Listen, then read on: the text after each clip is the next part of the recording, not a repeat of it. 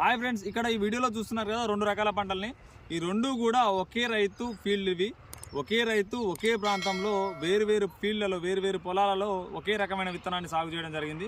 వీటికి సమానమైన యాజమాన్య పద్ధతులే పాటించడం, అన్ని రకాల యాజమాన్య పద్ధతులు అంటే సాయిల్ అప్లికేషన్లో కానీ పైన స్ప్రేలు కానీ రెండింటికి రెండు రకాలుగా సేమ్గానే ఫర్టిలైజర్ చేయడం జరిగింది. ఇప్పుడు ఇక్కడ చిన్నగా కనపడుతుంది కదా, దానికి ఇంకా 4 బస్తాలు అనుకుంటే 4 బస్తాల అడుగు మందులు ఎక్కువనే వేశాడు.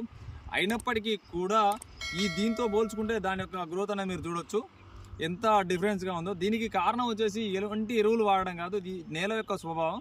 మనకు ఇక్కడ రెండు కూడా నల్లరేగడి భూములు అయినప్పటికీ కూడా మనకు ఈ విధంగా డిఫరెన్స్ ఉండడానికి రీజన్ ఏంటంటే సాయిల్ యొక్క కాంపాక్షన్, నేల బిగుసుకుపోవడం, అలాగే నేలలో సరైన కార్బన్ శాతం లేకపోవడం వల్ల ఈ భూమి అనేది ఈ దిగుబడి అనేది ఇంతపాటి తేడా వస్తుంది. అయితే ఈ యొక్క నేల యొక్క కార్బన్ శాతాన్ని ఎలా పెంచుకోవాలి?